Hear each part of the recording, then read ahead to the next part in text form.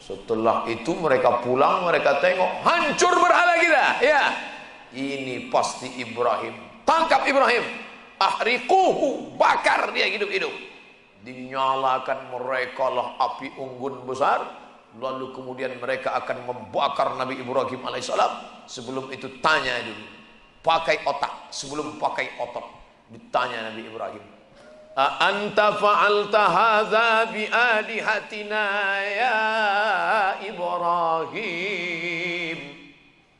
A anta, apakah engkau fa'alta hadza, kau yang melakukan ini bi alihatina, terhadap tuhan-tuhan kami, ya Ibrahim, engkaukah yang melakukan ini? Tengok hebatnya argumentasi Ibrahim. Apa jawab Ibrahim?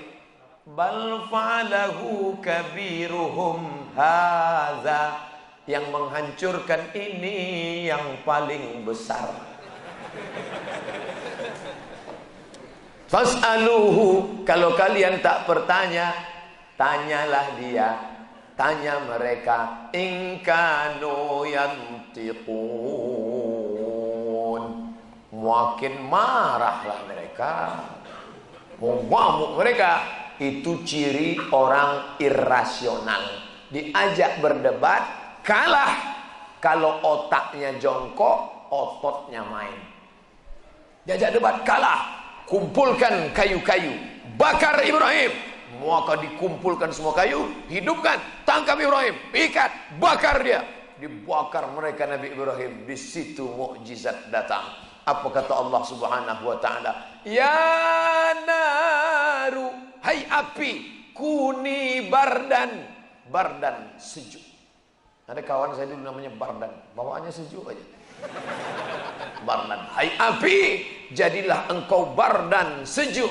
Wasalaman, selamat ala Ibrahim. Api yang panas berubah sejuk dan selamat. Keluar Nabi Ibrahim dari api dalam keadaan sejuk dan selamat. Mukjizat dari Allah Subhanahu wa taala. Arang-arang dicampakkan ke dalam kolam. Dan sampai hari ini di Turki katanya ada ikan di satu kolam yang besar. Ikan itu katanya arang-arang zaman Nabi Ibrahim dulu. Ustaz tahu dari mana? Tonton Jejak Rasul. Malaysia punya.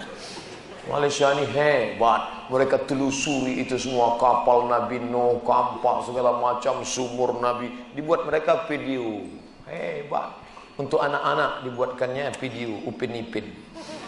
Untuk Islami dibuatkannya. Ada yang baik, ada yang tak baik. Upin Ipin itu baik, tapi Bang Saleh tak baik.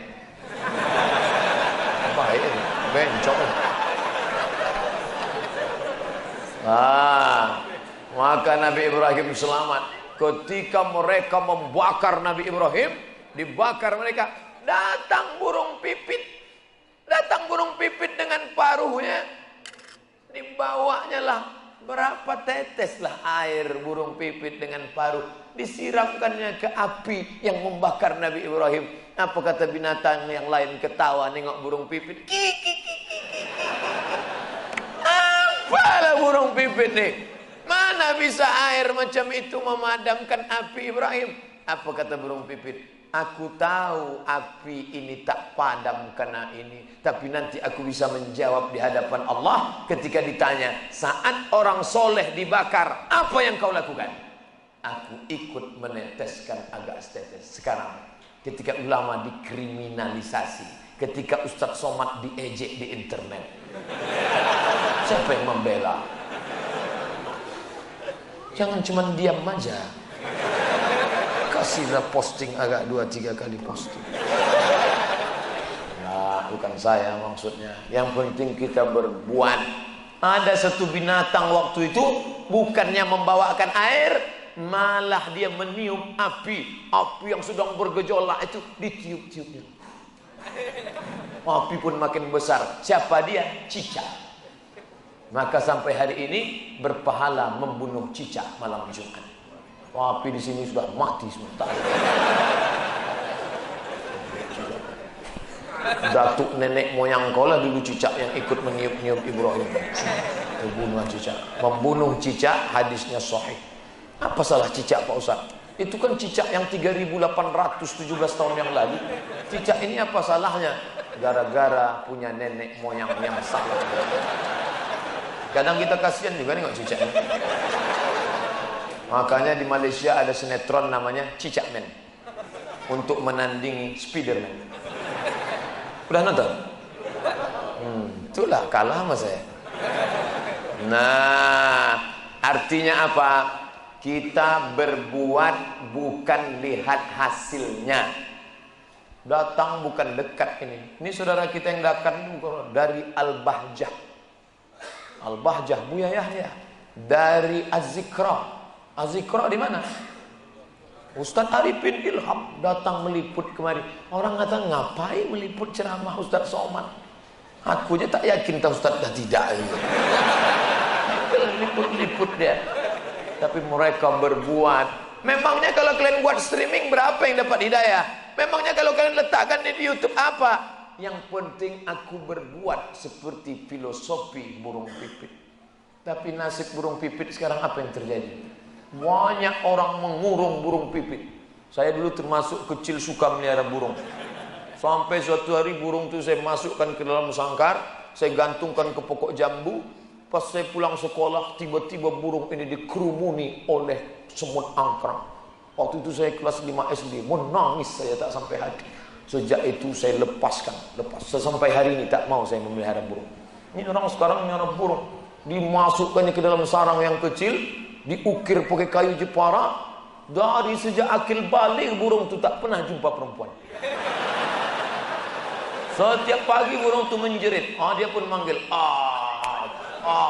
Burung itu pun menjerit. Kawin. Mantap terus. Kalau mau memelihara burung, berilah sangkar yang besar. Buat sangkar besar, ada pokok kayu, ada kolam ikan, ada makanan, sehingga dia nyaman tinggal di dalam. Tak apa-apa. Nih, burung pipit, dia pernah berjasa dulu. Nenek moyang burung pipit, kalau diusur pipit bin puput bin puput terus atas, nenek moyang dulu pernah berjasa. Adapun cicak memang jahat dia. Cicak itu taiknya aja yang pakai topi putih. Yang lain itu kotor semua, najis, bau, habis sajadah-sajadah masjid, bersihkan semua, bunuh, tembak. Nah, lalu kemudian Nabi Ibrahim selamat, menghadapi ayah lulus, menghadapi umat menyembah bintang lulus, menghadapi umat menyembah berhala dibakar lulus. Nabi Ibrahim melanjutkan perjalanan, istri bernama Sarah. Sampai di perbatasan, waktu mau berjalan dari Babilonia, Irak menuju Palestina, di perbatasan ada pemeriksaan paspor. Macam mau masuk Singapura juga pakai visa.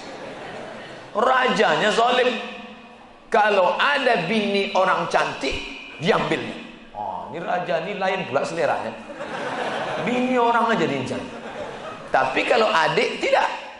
Dibawa Nabi Ibrahim lah istrinya sampai di perbatasan, diperiksa. Siapa ini? Your wife or your daughter? Bini ang atau adik ang? Siapa nih? Istri atau adik? Kata Nabi Ibrahim, hazihi ukhti, ini saudari saya. Hajar, Sarah, diam, ini saudari saya. Akhirnya lewat. Setelah lanjut perjalanan, Sarah pun bertanya, kenapa kau bilang aku saudarimu? Aku kan binimu. Kalau ku bilang engkau biniku, kau diambil raja. Ku bilang engkau adikku, maka kita lewat. Tapi kau sudah bohong. Aku tak bohong. Engkau saudariku seiman.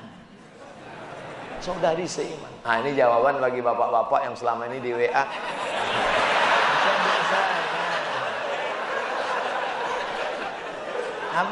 Abang udah nikah. Itu siapa? Adik saya. Kita jelas-jelas bini adik juga. Ngamuk lah bini. Abang, kita sudah punya anak. Abang bilang juga aku sebagai adikmu. Adik apa? Engkau adalah saudariku seiman. Tak boleh bohong. Nabi Ibrahim alaihissalam terdesak menyelamatkan diri, tapi dia tetap tidak bohong. Dia katakan, ukhti fil iman. Kita saudari seiman. Saya, bapak, ibu, Sunda, Jawa, Batak, Minangkabau, kita semuanya saudara. Innamal mu'minuna ikhwah. orang beriman itu bersaudara. Maka saya panggil yang bapak-bapak ya akhi, yang perempuan ya ukhti, dinyanyikan oleh Opik. Ya akhi, ya ukhti. Opik sedang kena serangan sekarang. Kasihan. Oke, kita lanjutkan. Jangan sampai singgah di situ, lanjut. Nah, lalu kemudian Nabi Ibrahim melanjutkan perjalanan. Sampailah ke bumi Palestina, bumi tempat hijrahnya para nabi. Kalau masuk waktu Isya, tolong saya dikasih tahu. Cara ngasih taunya bisa pakai kertas, Ustaz udah masuk, atau dari jauh gini kan. Gitu, jangan pandang-pandang. Ini kadang jamaah nih pandang. Nah, gitu. Kita jujur-jujur aja. Ustaz. Lalu kemudian Nabi Ibrahim pun hijrah di Palestina. Semua nabi-nabi sebagian besar hijrah ke Palestina. Nabi Musa alaihissalam hijrah ke Palestina dari Mesir, melewati Laut Merah, hijrah ke Palestina. Nabi Isa alaihissalam, Nabi Isa tak hijrah di Palestina, lahirnya di Palestina, Bethlehem. Nabi Musa alaihissalam hijrah. Nabi Ibrahim alaihissalam hijrah dari Babilonia, Irak ke Palestina. Nabi Muhammad sallallahu alaihi wasallam hijrah ke Palestina, ditulis dalam Al-Qur'an. Subhanalladzi asra bi'abdihi laila minal masjidil haram ilal masjidil aqsa alladzi barakna haulah linuriyahu min ayatina. Bapak Ibu yang dimuliakan Allah, kita mengenang Ibrahim alaihissalam, mengenang Palestina yang sedang dijajah oleh Israel. Ingat, saya setiap khutbah Jumat tak pernah saya lupakan doa. Allahumma ansuril Islam wal muslimina fi Palestin. Allahumma ansur ikhwanana al mujahidina fi Palestin. Jamaah tak ada mengaminkan. Awak berapi-api mengingat Palestina, dia berair-air di bawah. Mana mau juangkan Palestina? Ibu yang dimuliakan Allah, maka apa yang sanggup saya sampai hari ini, laptop itu gambar screen Masjidil Aqsa. Supaya apa? Setiap dibuka ingat Aqsa. Banyak kawan-kawan dibuatnya Masjidil Haram. Bukan tak hormat Masjidil Haram. Masjidil Haram megah, mewah, kurang mewah, hebat. Masjid Nabawi, semua orang datang berkunjung. Masjidil Aqsa ditinggalkan. Maka kita kenang itu. Adik-adik, pulang dari sini kalian cari Masjidil Aqsa, enter, print, cetak, buat di kamar. Masjidil Aqsa, I'm coming. Aku akan datang membebaskanmu Masjidil Aqsa. Kata Masjidil Aqsa entah iya entah tidak. Pak Ustaz, apa pendapat Ustaz kalau kami pergi ke Masjidil Aqsa untuk membebaskan? Jangan. Apakah kedatanganmu meringankan beban atau menambah beban mereka di sana? Saya khawatirnya ramai-ramai anak muda dari Batam ke Masjidil Aqsa, tiba-tiba masuk koran. Apa yang tertulis? 3 orang Batam terbengkalai di Masjidil Aqsa karena sudah 3 hari tak dapat lontong sayur. Tak ada gunanya. Man jahaza ghazian faqad ghaza. Siapa yang menyiapkan alat-alat perang, maka dia sudah dapat pahala jihad. Kirimkan ke nomor rekening saudara perjuangan Palestina. Bisa buatkan selimut, bisa belikan baju musim dingin, menolong kawan-kawan saudara di Palestina. Nanti kalau ada solidaritas Palestina datang penggalangan dana, Masya Allah, datanglah. Saya melihat solidaritas Palestina yang mengadakan acara Naqabatul Atibba, Persatuan Dokter-Dokter. Dengan mata kepala saya sendiri menengok, datang dokter membawa karung beras, ibu-ibu melepas gelangnya, cincin, penuh emas mau dibawa ke Palestina. Begitu orang Mesir nyumbang. Tempat kita, coba lah. Begitu dibawa akan ini suatu karung beras, dibukanya. Tak jadilah Pak Ustaz. Cincin di mana? Besar akhirnya aja lah. Masuk. Begitu mau dijual ke toko Cina, hanya imitasi lah. Tak laku. Oleh sebab itu luar biasa sedekah mereka. Ini Masjidil Aqsa Di bawah Masjidil Aqsa ini kata mereka ada Temple of King Solomon. Kita menyebutnya Sulaiman, mereka menyebutnya Solomon. Ada pula penulis kita mengatakan Raja Sulaiman ini kerajaannya hebat sampai ke Nusantara, sampai ke Yogyakarta. Itulah namanya Sleman. Sampai Arab Lungonang di Lungonang Sleman, Yogyakarta. Wah, betul tidaknya Allah alam bisawab. Yang jelas mereka mengatakan di bawah Masjidil Aqsa ada Temple of King Solomon. Mereka akan menguasai dunia. Begitu kata mereka. Kita akan lanjutkan setelah sholat Isya, insyaallah. Cepat betul jam di Batam.